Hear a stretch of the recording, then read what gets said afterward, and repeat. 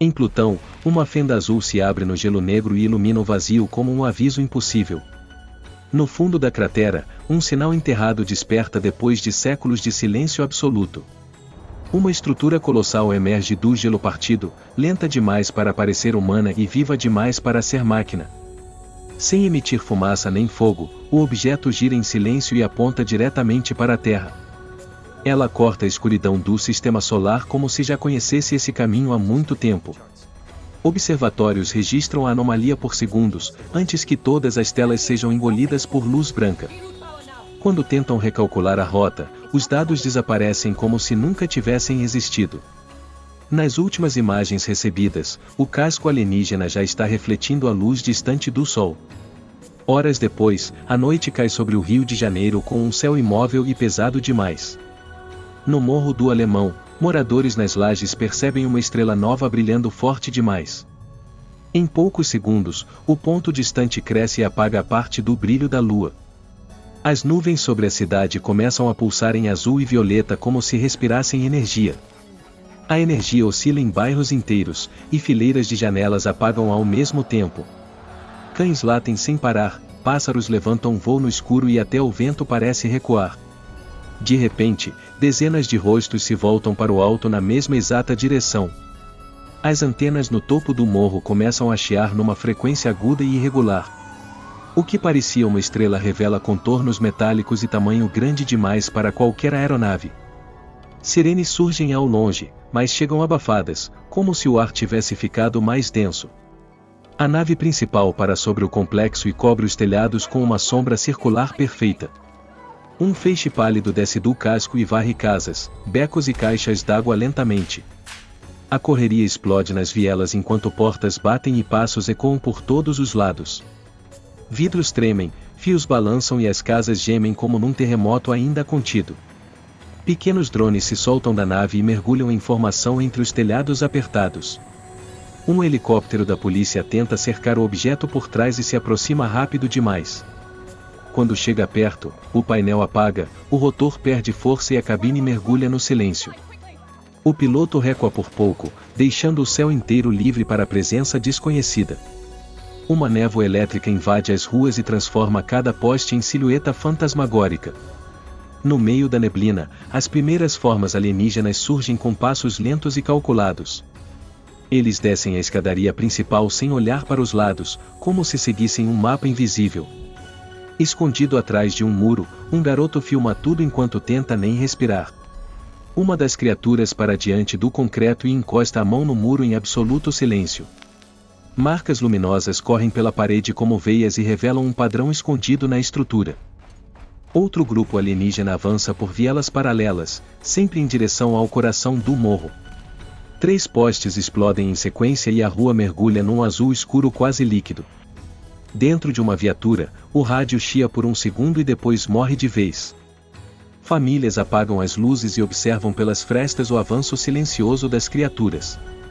Uma nave menor desce até uma viela estreita, girando com precisão entre fios e lajes. Os drones começam a escanear paredes, chão e fundações como se procurassem algo enterrado. Então o solo responde, emitindo um pulso grave que atravessa casas, corpos e janelas. Um tremor seco corta o complexo inteiro e derruba a poeira dos tetos improvisados. Perto da quadra, o chão se abre em rachaduras simétricas que ninguém jamais viu. De dentro da terra, um brilho branco sobe como se estivesse respirando há séculos. Os alienígenas cercam a abertura e, pela primeira vez, parecem agir com urgência verdadeira. No centro da fenda, um núcleo antigo desperta coberto de metal, pedra e algo orgânico. A forma lembra a tecnologia humana, mas antiga demais, e extraterrestre demais, ao mesmo tempo. Quem observa das janelas percebe que aquilo não chegou agora, aquilo sempre esteve ali. Um feixe dispara do núcleo enterrado para a nave no céu, ligando o passado e presente. Nos vidros das casas, surgem reflexos impossíveis de um morro sem construções e sem cidade. Por um instante, todos veem o mesmo lugar como era antes de qualquer presença humana. A verdade explode em silêncio, o sinal de Plutão era uma resposta, não o início do ataque. O artefato enterrado no alemão havia sido escondido ali muito antes do rio existir. O líder alienígena toca o núcleo, e a estrutura inteira reage como se o reconhecesse. Mas algo se move dentro da luz e rasga o feixe de dentro para fora. Pela primeira vez, os alienígenas recuam desorganizados, como soldados pegos completamente de surpresa. Eles não vieram conquistar a Terra, vieram capturar aquilo que escapou do núcleo. Invisível no começo, a criatura atravessa a névoa e deforma o ar ao redor. Quando ganha forma, revela um corpo colossal e fragmentado, como se mudasse de espécie a cada segundo. Humanos e alienígenas passam a correr na mesma direção, fugindo exatamente do mesmo horror. A entidade sobe a encosta destruindo telhados, caixas d'água e escadas como se fossem papel. Acima das nuvens, a nave-mãe se abre em círculos e expõe um vazio ainda maior. O céu do rio se parte numa fenda luminosa que parece cortar a noite ao meio. Ao longe, a Baía de Guanabara reage com ondas anormais batendo contra a cidade. O clarão alcança bairros distantes, e o apagão se espalha como uma maré elétrica. Relógios param na mesma hora, como se o tempo tivesse perdido o ritmo da cidade. Então uma segunda esfera surge atrás das nuvens, muito maior do que a primeira nave. A escala muda de repente, e tudo parece pequeno diante do que realmente chegou. O núcleo enterrado começa a colapsar, puxando poeira, metal e luz para dentro dele. Becos inteiros viram corredores de gravidade, onde objetos sobem antes de cair de volta. Carros deslizam sem tocar o chão, e telhas giram no ar como folhas metálicas. O líder alienígena encara a fenda no céu como quem reconhece um erro antigo. No topo do morro, as antenas repetem o pulso do núcleo numa frequência perfeita. A ressonância faz a entidade hesitar, como se estivesse sendo chamada de volta.